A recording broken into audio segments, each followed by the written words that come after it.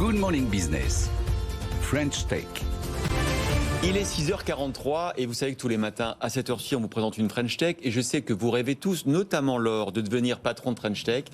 On va vous en donner les moyens aujourd'hui avec Julie Ranty qui est cofondatrice de Pollen. Bonjour. Bonjour, vous allez nous dire ce qu'est Pollen. Par ailleurs ancienne directrice générale de Vivatech.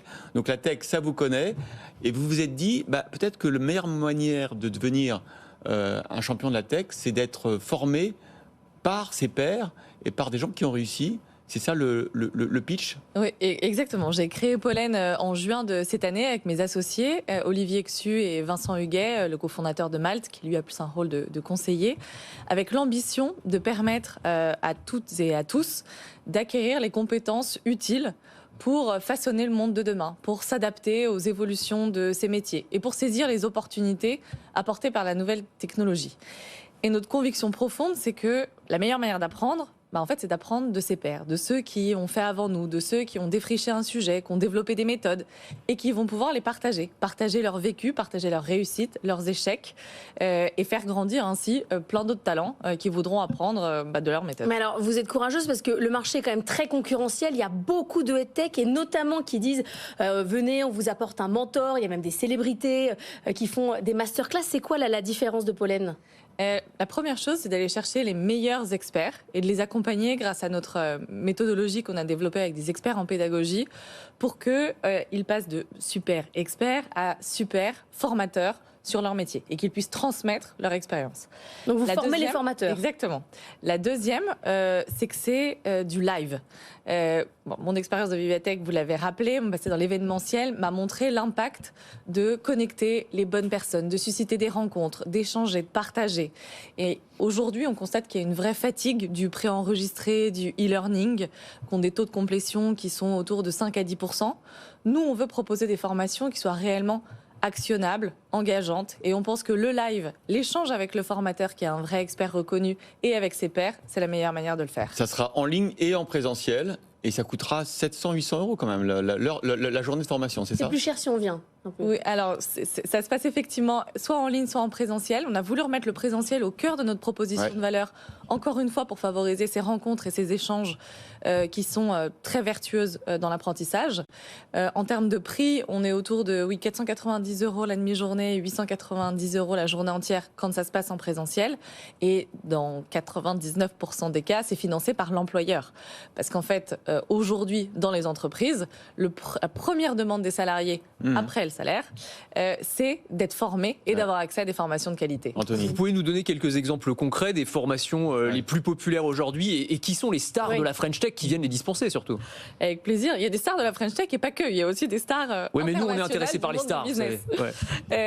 Donc, on a par exemple le directeur produit de Blablacar, qui est dans l'entreprise depuis 9 ans, qui a vu toutes les étapes de croissance et qui partage comment est-ce qu'il construit sa roadmap produit. On a la directrice de la data de chez Malte, qui était précédemment chez Airbnb, qui a passé 15 ans dans la Silicon Valley et qui va nous expliquer comment construire des produits à base d'intelligence artificielle. Ou encore une entrepreneure américaine qui a aussi été productrice télé sur l'art du storytelling. Et justement, c'est pas le patron de Blablacar. C'est important parce que vous cherchez à avoir les gens qui ont les mains dans le cambouis, quoi. Exactement. Les opérationnels, ceux qui ont une méthode vraiment très précise à partager sur un sujet donné.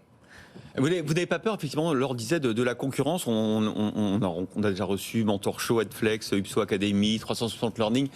C'est à peu près la moitié des headtech qui sont aujourd'hui lancés et qui lèvent des fonds, qui sont en fait dans le domaine de la formation, de l'accompagnement des futurs leaders de la tech.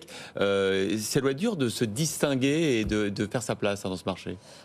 Oui, et en même temps, le marché est très gros. C'est un marché de plus de 10 milliards. Et les enjeux sont eux aussi énormes et grandissants. Donc je pense qu'il y a clairement de la place pour beaucoup d'acteurs différents. Et je pense que notre proposition de valeur aujourd'hui est unique sur le marché. Et vous venez de lever 1 million d'euros, je crois. Exactement, on vient de lever 1 million d'euros avec de très beaux business angels qui vont nous aider Blablacar, PeopleDoc, Morning, Coworking. Exactement. C'est nous qui aurions dû avoir ceux qui font des formations. C'est nous qui aurions dû avoir cette idée parce que vous dites que vous l'avez eu à Vivatech parce que vous voyez plein de startups défiler. On en voit défiler tous les jours. Mettez 1 euro dans toutes les startups. pourquoi on n'a pas ces Vous idées? allez voir, ça va, Bah ouais, ça va marcher. On fait une émission spéciale 10 ans de la French Tech. Aujourd'hui, on aura tout à l'heure avec nous à 8h30 deux anciens ministres du numérique, Cédric O et Axel Lemaire, notamment Clara Chapaz et aussi Kate Bonbor-Longan. C'est dur à dire. Qu'est-ce qu'on n'a pas réussi aujourd'hui dans la French Tech? Sur la diversité, sur les femmes, on est encore un peu en retard. Sur la diversité des femmes, on est clairement en retard. Une stat sur les femmes, il y a 10% de femmes à la tête des startups, seulement 25% de femmes dans le secteur du numérique. C'est d'ailleurs quelque chose sur lequel on a envie d'avoir un impact avec Pollen en formant davantage de femmes sur ces compétences-là. Le deuxième, je dirais que c'est plus conjoncturel, mais il y a un sujet sur les levées de fonds en ce moment, Bah oui, c'est sûr. notamment sur les séries A. Qui sont les tours les plus risqués.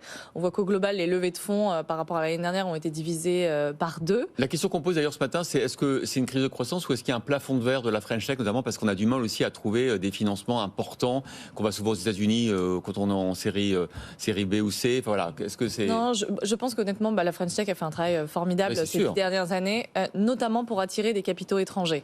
Et on l'a vu en 2019, 2020, 2021, il y a eu des très grosses levées de fonds qui ont permis de faire émerger des géants et des champions Donc c'est juste, européens c'est juste et la mondiaux. conjoncture là. Donc je pense que c'est à la fois conjoncturel et je pense que ça oblige aussi la French Tech à repenser un peu son logiciel et à ne plus être trop dépendant des levées de fonds et à d'abord chercher à être rentable, ce qui me semble tout à fait vertueux. C'est le b.a.-ba. C'est le B.A.-ba, on avait un peu oublié quand même. Voilà, mais il faut combiner rentabilité et ambition. C'est ça le challenge. Julie Ranti, cofondatrice de Pollen, était notre invitée de la French Tech, comme tous les jours à 6h45.